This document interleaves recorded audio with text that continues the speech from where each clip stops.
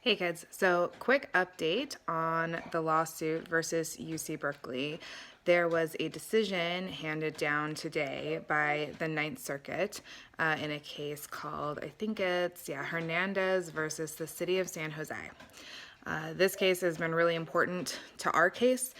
So this relates to the Trump rally that took place in San Jose, after which a ton of Trump supporters were attacked. The police had stand-down orders, apparently, and they basically had people exiting the Trump rally and then funneled them right into a crowd of Antifa and other violent protesters. And there were a whole bunch of victims who were beaten up and a bunch of horrible videos and things like that. And that was actually what made me decide that I was going to go to the next Trump rally, if there was one, which then there wasn't. But, part of the reason why I ended up at the Milo event in protest of this kind of thing. And the general rule, as, a lot of people have noted when I've been talking about the case, is, you basically don't have a right to protection. More broadly, you don't have a constitutional right to sue public employees who fail to protect you against harm by third parties.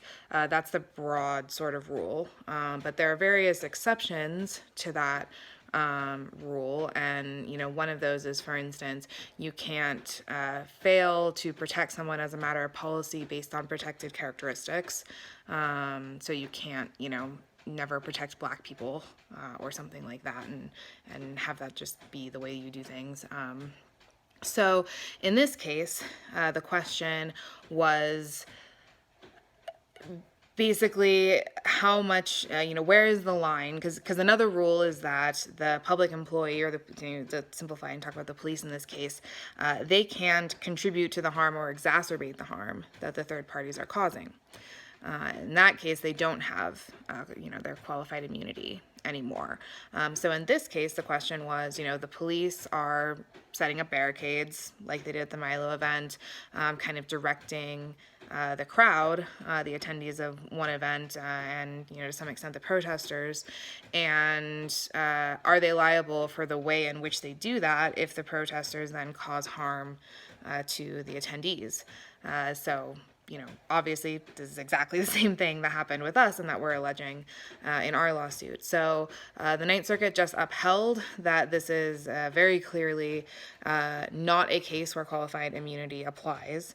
So they stated, according to the rally attendees, the officers violated their due process rights by exposing them to the danger of an unruly mob. Because the officers placed them in danger, which resulted in their injuries, and their rights were clearly established at the time of the rally, the attendees contend we should deny the officers qualified immunity. We agree. Boom, basically, really, really good news for us. So where our lawsuit is at, basically UC Berkeley and the other defendants have filed a motion to dismiss our case, and this basically means that that's going to fail. We already thought it was going to fail pretty clearly, but you never know, and now this very clearly establishes that, that it's not going to make it to that point. It may not even be successful at summary judgment, which is, I think we would win at that as well. So that is really, really good news, and basically, means, I don't know, I guess I should ask you guys, what do you think I should do? What do you think I should settle with Berkeley, or do you think I should make them go to trial and drag all this stuff out in the open? Go through discovery, see, what kind of skeletons are in the closet, or should I, what kind of terms should I consider for their surrender? So give me your thoughts on that below. And meanwhile, it's a good day for free speech. It's a good day for political freedom. And thank you, Ninth Circuit. I think you guys are generally insane, but everyone has a line somewhere, and I'm glad that